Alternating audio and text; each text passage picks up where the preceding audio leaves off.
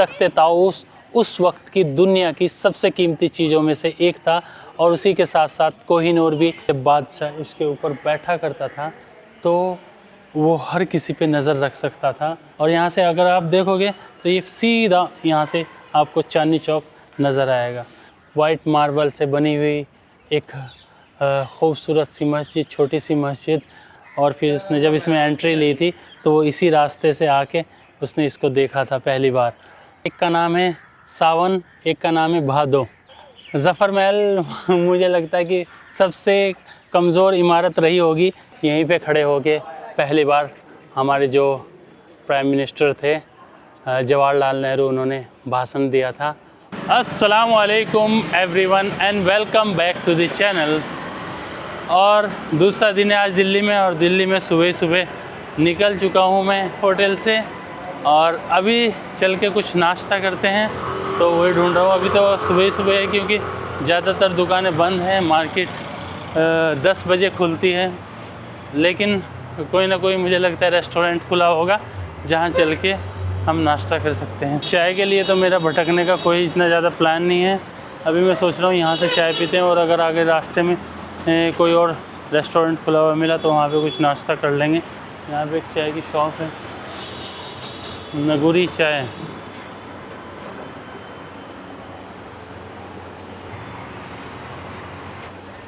ये काफ़ी अच्छी शॉप बनाई हुई है ना चाय की भाई ने।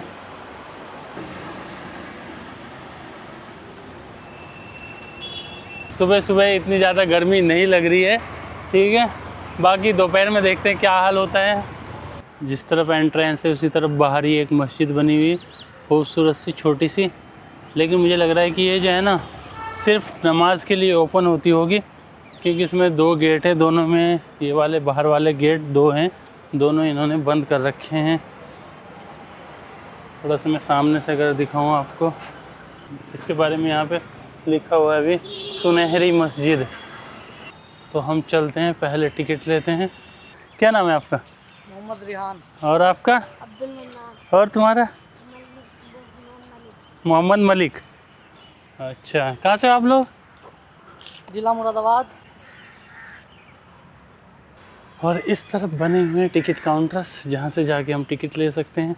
लेकिन उससे पहले मैं यहाँ पे चेक कर लेता हूँ क्या क्या प्राइस हैं इसके।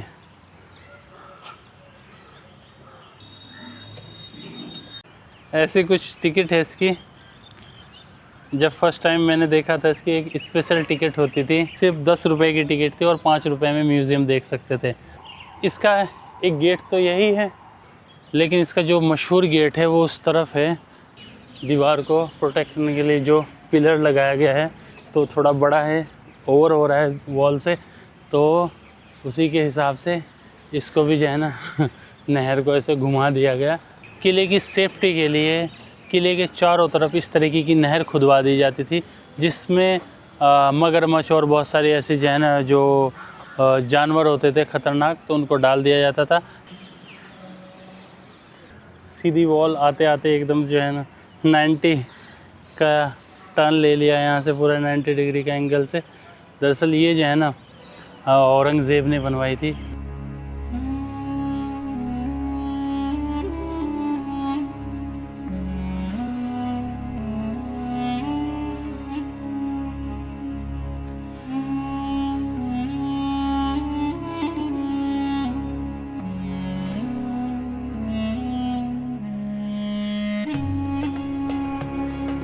ये काउंटर है बैग जमा करने के लिए।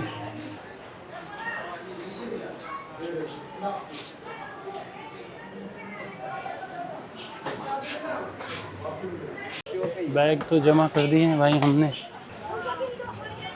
और यहाँ पे आहिस्ता आहिस्ता भीड़ आनी शुरू हो गई है।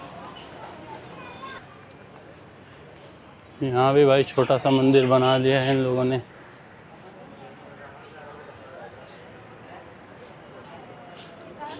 जिस गेट की मैं बात कर रहा था तो वो ये गेट है। दरअसल पहले तो ये सीधी वॉल थी, फिर बाद में जब औरंगज़ेब गद्दी पर बैठा तो उसने इसका गेट का जो सामने से एंट्रेंस था उसको घुमा के आगे से दीवार बना के ऐसे कर दिया था साइड से। और यहाँ साइडों में दोनों तरफ एक एक तोप रखी हुई है।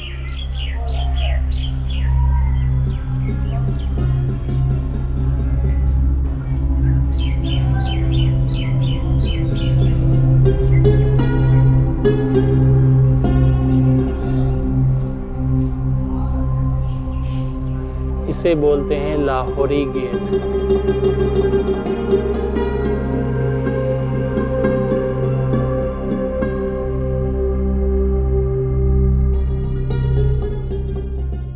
यहीं पे खड़े होके पहली बार हमारे जो प्राइम मिनिस्टर थे जवाहरलाल नेहरू, उन्होंने भाषण दिया था। और यहाँ से हर साल हमारे मुल्क के जो प्राइम मिनिस्टर है वो भाषण देते हैं। जैसे कि इस टाइम पे नरेंद्र मोदी है तो हर साल वो यहाँ पे भाषण देते।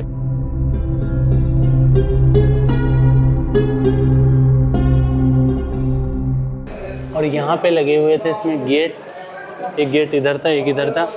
जब मैं पहली बार आया था तो इसमें एक गेट हुआ करता था, अभी दोनों ही नहीं है तो वो निकाल दिए। बहुत मजबूत वाले, जैसे हमने जमा मस्जिद में जिस टाइप के गेट लगे हुए देखे थे, सेम उसी टाइप का गेट यहाँ पे लगा हुआ था।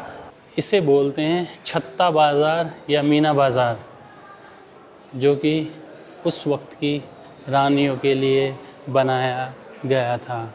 मुग़ल आर्किटेक्चर में आप जहाँ भी कहीं देखोगे इस तरीके से, मस्जिदों में या कहीं किले में या कोई भी महल भी होगा तो उसमें इस तरीके के आर्चेस बने हुए होंगे। और ऊपर भी इसमें इस तरीके के कुछ रूम्स जैसे दिख रहे हैं मुझे, वो वहाँ से वहाँ तक पूरे। और ये डबल है, दो हैं, बीच में थोड़ा ओपन एरिया है। छत्ता बाज़ार मुझे इसका नाम कुछ सही नहीं लगता। मीना बाज़ार जो है ना, वो नाम मुझे थोड़ा सही लगता है। और यही वो आर्चेस वाले गेट्स जो पूरे मुग़ल साम्राज्य की पहचान है। एक चीज़ आज मैं थोड़ा सा बताना चाहूँगा आपको। मुझे दरअसल जो है ना एम्पायर्स में पहले से बहुत इंटरेस्ट था, मतलब इस तरीके की चीज़ें देखना। इसी वजह से मैंने इस चैनल का नाम भी एक्सप्लोर एम्पायर्स रखा था। हालांकि उस टाइम में ऐसा कुछ दिमाग में नहीं था, लेकिन ये मेरा पहला वीडियो है जो किसी एम्पायर के बारे में बन रहा है। और यहाँ पे वक्त की मार की वजह से जो है ना ये दीवारें और ये पत्थर ख़राब हो रहे हैं, और उसी की वजह से साथ ही साथ रेनोवेशन का काम भी चल रहा है। लेकिन ये यहाँ पे कोने में जिस तरीके से मैं देख पा रहा हूँ, ये कोई पत्थरों से नहीं बना हुआ है, ये लखोरी ईंटों से बना हुआ है। छोटी छोटी ईंटें हैं इसमें लगी हुई ऐसी, ये छोटी छोटी ईंटें हैं। मीना बाज़ार के एकदम बाहर ये इस तरीके की बिल्डिंग्स बनी हुई है जो अंग्रेज़ों ने बनाई थी। और ये स्टाइल उन्हीं का था, ये आर्किटेक्चर उन्हीं का था, अंग्रेज़ों का ब्रिटिश आर्किटेक्चर जिसको बोलते हैं। तो ये बिल्डिंग्स उन्होंने अपने आर्मी ऑफिसर्स और उन सब लोगों के लिए बनाई थी। और वेलकम गेट कैसा होता है अगर आपको दिखाऊं तो मुग़ल साम्राज्य में ऐसा कुछ वेलकम गेट हुआ करता था। वैसे तो इसका नाम नौबत खाना है, लेकिन मैं अपने अल्फाज से कह रहा हूँ कि ये एक वेलकम गेट है। इसको इसलिए बनाया गया था ताकि जब बादशाह की एंट्री हो तो आवाज़ बुलंद की जाए। मैंने लाल किला को पहली बार 2013 में देखा था, उसके बाद मैं कई बार आया लेकिन कभी वीडियो नहीं बनाया। और जब मैंने पहली बार देखा था तब जो है ना ये नौबत खाना म्यूज़ियम हुआ करता था, और इसके अंदर मुग़लों के टाइम की जो भी तलवारें और जो भी जंग का सामान हुआ करता था, बेसिकली उन चीज़ों से रिलेटेड ये म्यूज़ियम था। अभी यहाँ से म्यूज़ियम हटा दिया गया है, अभी ये खाली गेट है।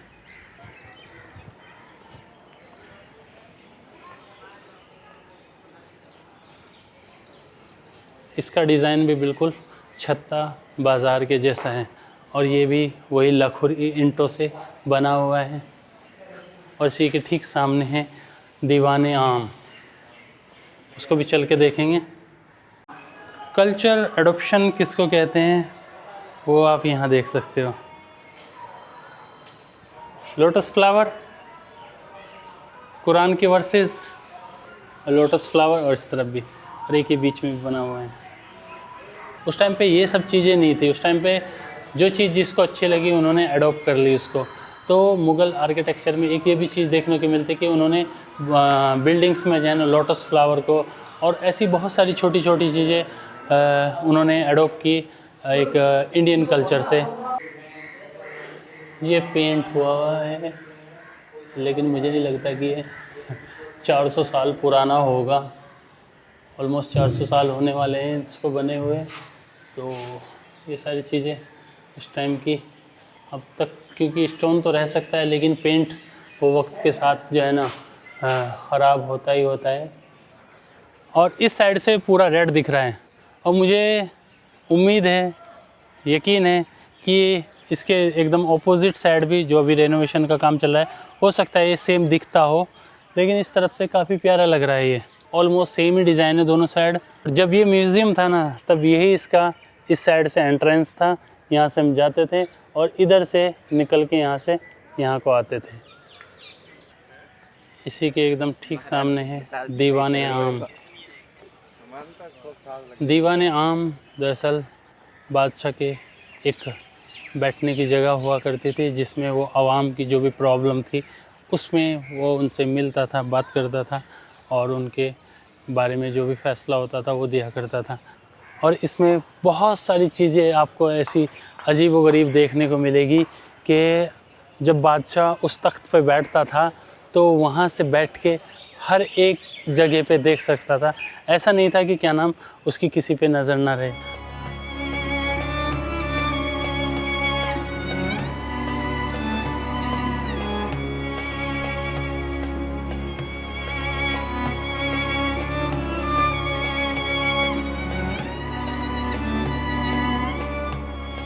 जब मैंने फ़र्स्ट टाइम इसको देखा था तब यहाँ पे कोई ग्लास नहीं था इसको प्रोटेक्ट करने के लिए, क्योंकि पॉल्यूशन बहुत ज़्यादा है, धूल मिट्टी इन सब चीज़ों से बचाने के लिए गवर्नमेंट ने उसको कवर्ड कर दिया है।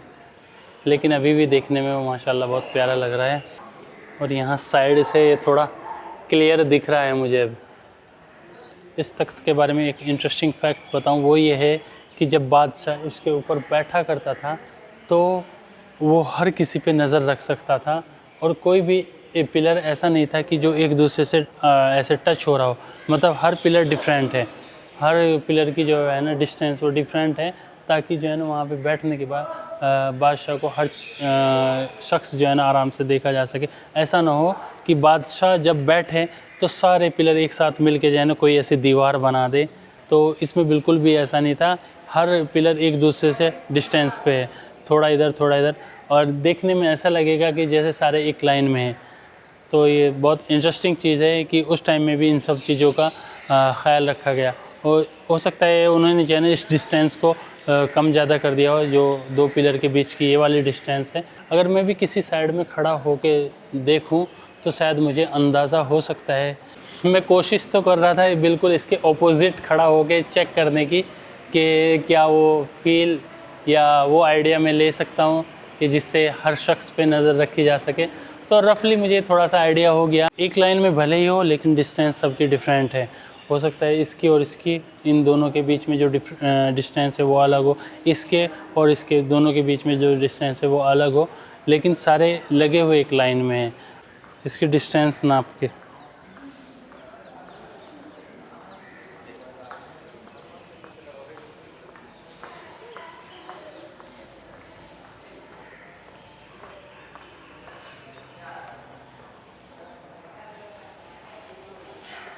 थर्टीन तो ऐसे हैं। इसको देखते हैं भी।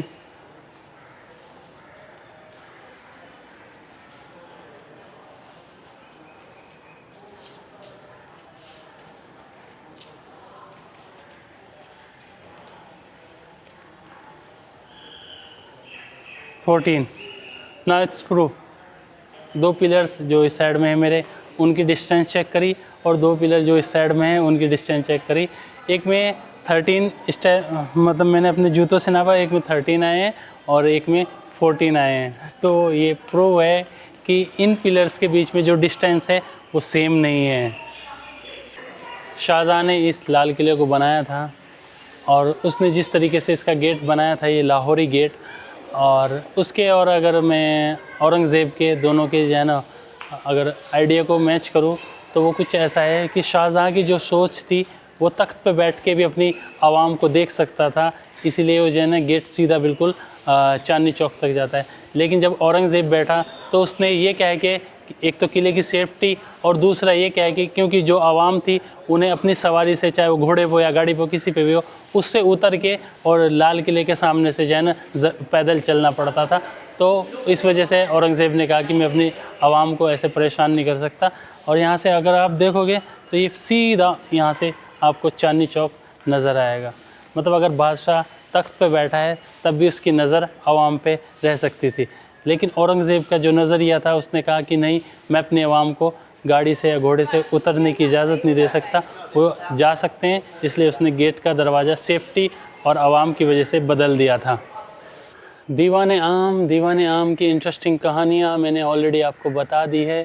एक चीज़ जो बची है वो है ये हुक्स। ये किस लिए लगे हैं? दरअसल ये जो है ना वो कर्टन्स लटकाने के लिए, उस टाइम पे जो पर्दे लटकाए जाते थे तो उनके लिए है। अब वो डिपेंड करता है कि किस टाइम पे कैसे पर्दे लटकाते होंगे। वो जो है ना इवेंट्स या जो बाहर से आने वाले गेस्ट है उनके वेलकम में किस टाइप के वो पर्दे लटका रहे हैं, कि वो उनके ऊपर डिपेंड करता है। हो सकता है जो वुमेंस आती होगी तो उनके लिए पर्दा किया जाता हो, और कोई दूसरे मुल्क का कोई इंसान आ रहा है तो उसके हिसाब से उसके डेकोरेशन को चेंज किया जाता हो। और यहाँ हर कोने में इस तरीके से 4-4 पिलर लगे हुए हैं। कोने के एकदम बाद में 2 हैं और बीच में 1-1 पिलर लगा हुआ है।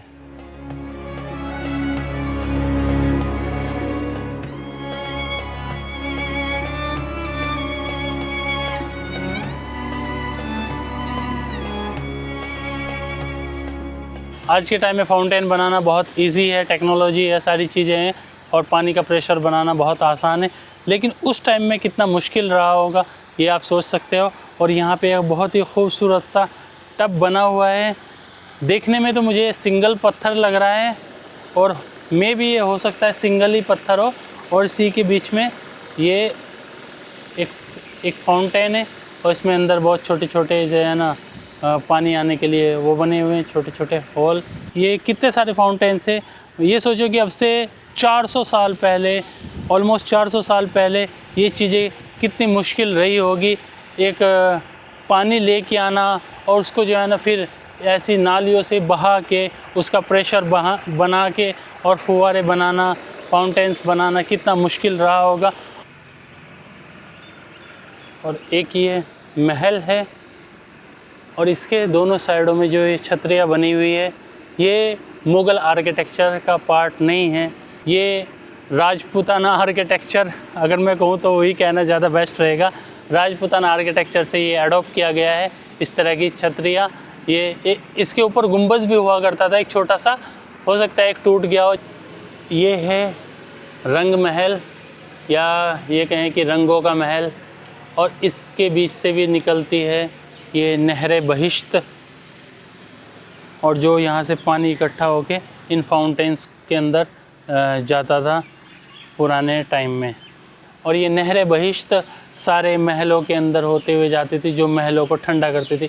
इसके बीच में एक बहुत ही खूबसूरत सा, वहाँ पे भी मुझे लगता है कि वो फाउंटेन होगा उस टाइम में, जो कि मुझे दिख रहा है यहाँ से। अस्सलाम वालेकुम, आपका क्या नाम है? मोहम्मद। और आपका? मेराज। तो 2 भाई मिल गए हमें आज़मगढ़ के, और जो कारोबार करते हैं कह रहे हैं कि ये जो है ना जहाँ रानी इनके सबसे लाडली जो बेटी लाडली बेगम, उन्होंने यहाँ कर मऊ में जो बुनाई का कारोबार है वो शुरू किया। अच्छा, चलो कुछ और तो वही कारोबार आज भी पूरे मऊ जिले और आजमगढ़ के इलाके में जो बुनाई का कारोबार है उन्हीं का बसा हुआ आज भी चल रहा है। और जोरों शोर से चल रहा है। लो भाई, मुगलों की एक और याद ताज़ा हो गई भाइयों से मिलके। हम तो बिल्डिंगें देखने आए थे, लेकिन ये तो आज भी उनका कारोबार चलाया हुआ अभी तक चला रहे हैं। चलो अच्छा लगा आप लोगों से मिलके। मैं बार बार जो बात कह रहा हूँ कि मैंने जब आया था ये देखा था, जब आया था ये देखा था, और अब ये चेंज हो गया, वो चेंज हो गया। इसकी एक वजह है कि, और मैं साथ ही साथ आपको जो है ना उसका सबूत भी दूंगा। मेरे पास अभी भी बहुत सारे फ़ोटो पड़े हैं, उतनी हाई क्वालिटी के नहीं है, क्योंकि उस टाइम मेरे पास नोकिया 5233 था, तो उसी से मैंने फ़ोटो लिए थे। तो उस टाइम के बहुत सारे फ़ोटो है, और तब जो है ना हम इधर भी जाके देख सकते थे। यहाँ पे ये है ख़ास महल।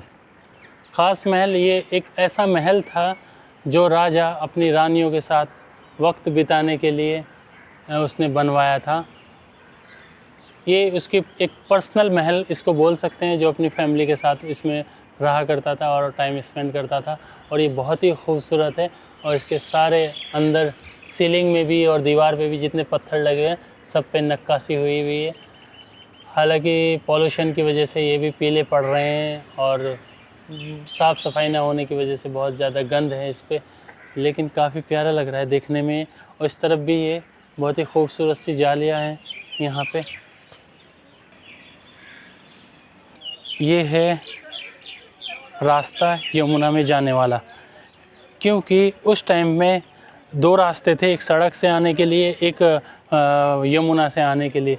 और इसकी एक पहचान अगर हम उस तरफ से देखें तो ये भी है कि इसके एक ऊपर गुंबज़ बना हुआ है, जिस चीज़ की आपको दूर से पता चल जाएगा कि ये एंट्रेंस है यमुना से लाल किले के अंदर।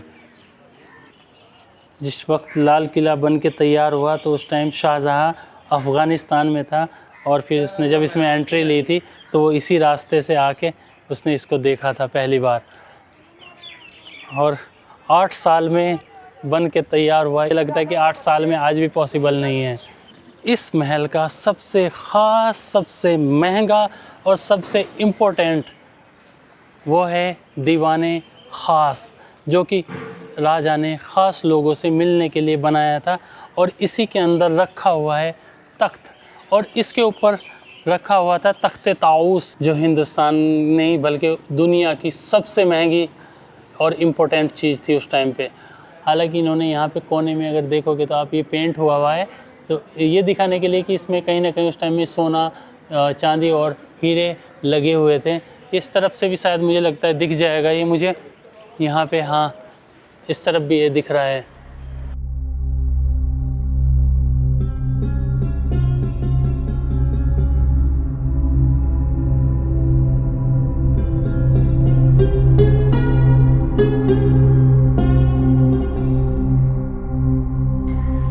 और जब नादिर शाह हिंदुस्तान आया मुग़ल बादशाह से मिलने के लिए, उस टाइम वो अपने साथ 2 चीज़ें लेके गया। एक तो कोहिनूर, जो उसने बादशाह से ज़ैनब पगड़ी बदलने के जो कोहिनूर हीरा था वो ले लिया। और दूसरा, जब वो यहाँ से गया तो अपने साथ जो तख्ते ताऊस था उसको भी लेके गया। तख्ते ताऊस उस वक्त की दुनिया की सबसे कीमती चीज़ों में से एक था, और उसी के साथ साथ कोहिनूर भी, जो कि आज भी ब्रिटिश गवर्नमेंट के पास है, वो भी उस टाइम की सबसे कीमती चीज़ों में से एक था। तख्ते ताऊस तो तोड़ के बर्बाद कर दिया गया था, लेकिन कोहिनूर आज भी सलामत है, ब्रिटिश गवर्नमेंट के अंडर में है। क्या चीज़ रही होगी जो एक बादशाह को ईरान से हिंदुस्तान ले आई। तख्ते ताऊस तो है नहीं, ना तख्त है जिस पे मैं बैठ सकूं। हालांकि तख्त तो अभी भी मौजूद है, लेकिन मैं उस पर बैठ नहीं सकता। लेकिन इसके सामने यहाँ पत्थर पे हो सकता है बादशाह के कभी कदम पड़े हों, तो मैं बैठ गया। और बहुत सारे लोग वेट कर रहे हैं फ़ोटो लेने के, मैं उतर जाता हूँ दीवाने ख़ास है। और इसी के साथ साथ बना हुआ है हमाम, वही मार्बल से और उन सब चीज़ों से सजाया हुआ है। काफ़ी खूबसूरत लग रहा है। मुझे पॉसिबल नहीं लग रहा कि आपको क्लियर दिख रहा होगा, लेकिन ये है अंदर से बहुत खूबसूरत देखने में। और औरंगज़ेब ने अपने लिए ख़ास इबादत के लिए उसने एक मस्जिद बनाई थी लाल किले के अंदर, जिसका नाम है मोती मस्जिद, जो आज भी मौजूद है इस किले के अंदर। और जो कि इस तरफ बनी हुई है, वाइट मार्बल से बनी हुई एक खूबसूरत सी मस्जिद, छोटी सी मस्जिद। और हालांकि बाहर से इसको जो है ना पेंट वेंट किया जा रहा है, वही रेनोवेशन और ये जो भी है मेंटेनेंस पर्पज़ के लिए जो भी चीज़ें पॉसिबल होती है तो वो करनी पड़ती है। एक और चीज़ अगर मैं आपको इसमें बताऊं तो जब मैंने इसको पहली बार देखा था मस्जिद को, तब मैंने यहाँ से फ़ोन डाल के अपना एक फ़ोटो लिया था इसका। अब इसको बहुत टाइट कर दिया गया है, लेकिन अब पॉसिबल नहीं है ये देख पाना अंदर से। लेकिन इसका जो है गेट है, एक छोटा सा गेट है इसमें सिंगल, बहुत ही खूबसूरत सा है, प्यारा लग रहा है। और 3 गुंबज़ों की ये छोटी सी मस्जिद लाल किले के अंदर बनी हुई है। 1-2 फ़ोटो यहाँ से ली थी और 1-2 सामने से ली थी। हिंदुस्तान से जो काबे की डायरेक्शन है वो है वेस्ट में पड़ती है, लेकिन जो लाल किला है ये एग्जैक्ट इसकी डायरेक्शन ऐसी नहीं है कि क्या नाम इसको जो है ना मस्जिद को भी इसी के सेम पैटर्न में रखा जाए।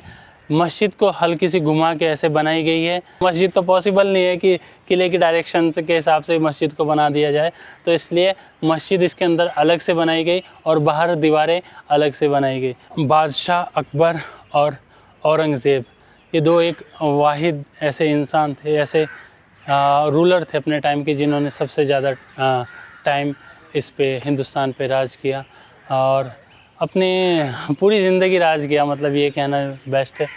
पता नहीं उस टाइम में ये हुआ था या नहीं, लेकिन अब ये बंद कर दिया गया।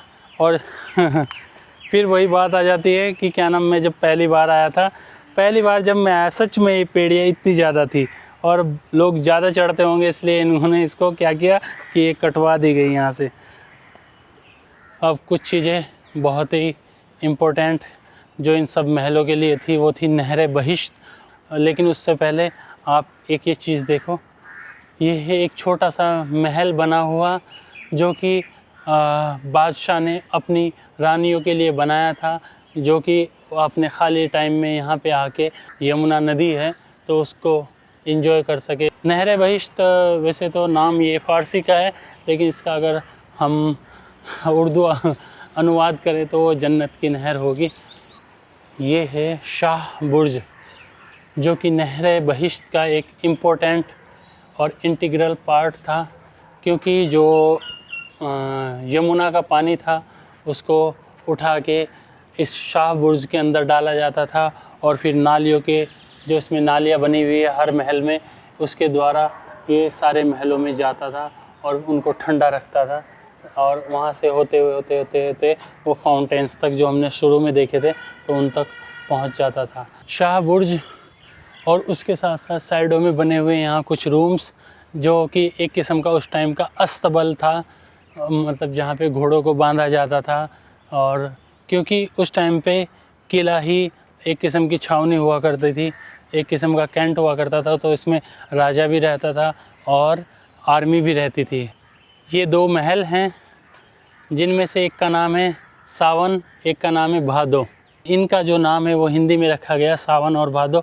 ये ख़ास तौर पे रानियों के लिए बनाए गए थे, एंटरटेनमेंट और ये सब चीज़ें देखने के लिए, और यहाँ पे जो फाउंटेन्स चलते थे उन सब को एंजॉय करने के लिए वो यहाँ पे आती थी, इनमें बैठती थी।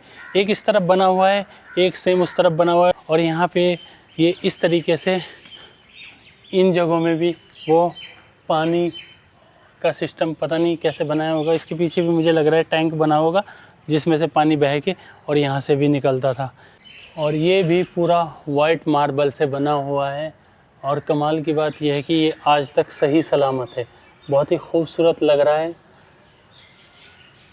दूसरी तरफ भी चलता हूँ, वो भी आपको चल के दिखा देता हूँ।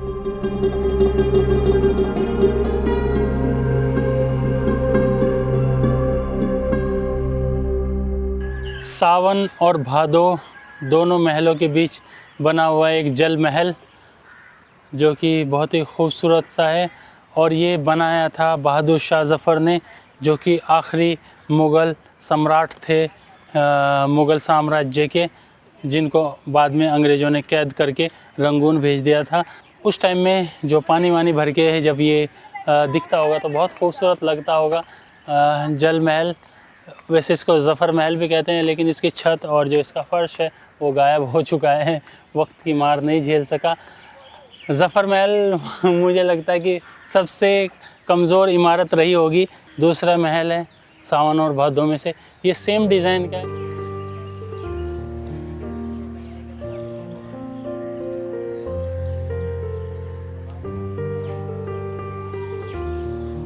और ये भी वाइट मार्बल से बना हुआ बहुत ही खूबसूरत सा महल है। हाँ, और ये इस तरफ स्टेज बना हुआ है। दरअसल यहाँ पे रात को शो भी होता है, मुग़ल हिस्ट्री के बारे में, मुग़ल साम्राज्य के बारे में बहुत अच्छा शो चलता है। ये है इस किले का नक्शा, सारे गेट, सारे महल और सारे जितने भी इसके इमारतें हैं उनको मिला के ये इसके अंदर टोटल 20 इम्पोर्टेंट बिल्डिंग्स है। थोड़ा सा लोगों की आसानी के लिए जो इन्होंने साइन बोर्ड लगाए हुए हैं वो एक बहुत अच्छी चीज़ है। और रास्ते भी ऑलमोस्ट सारे क्लियर है एकदम। यहाँ टॉयलेट की भी सुविधा है और उसके साथ साथ यहाँ पे कैंटीन भी बनी हुई है।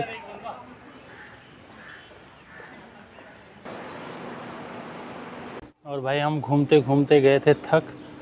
यहाँ पे अंदर कैंटीन है तो वहीं से हमने कुछ ऑर्डर किया था, छोले भटूरे, मैंने भी और मेरे दोस्त ने भी। तो ये हमें पड़ी है 80 रुपये की थाली, जिसमें उन्होंने 2 भटूरे दिए हैं, छोले दिए हैं और अचार दिया है। और एक पानी की बोतल थी, ये 30 रुपये की बोतल थी पानी की।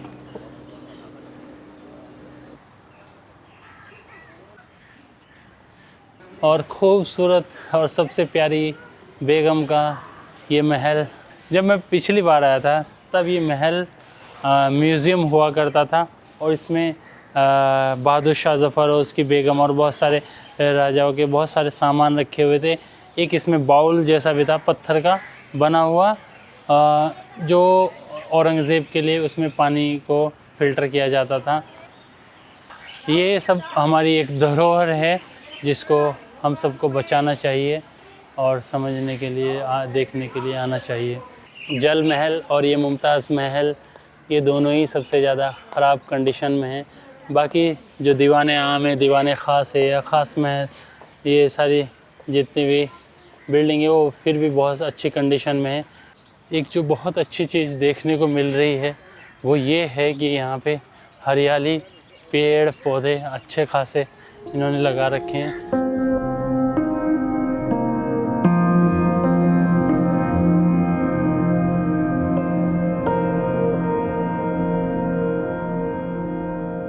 मैं सोच रहा हूँ कुछ ना कुछ यहाँ से ले लेता हूँ।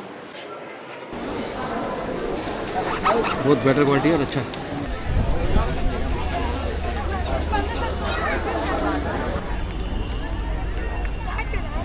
बहुत गर्मी हो रही है।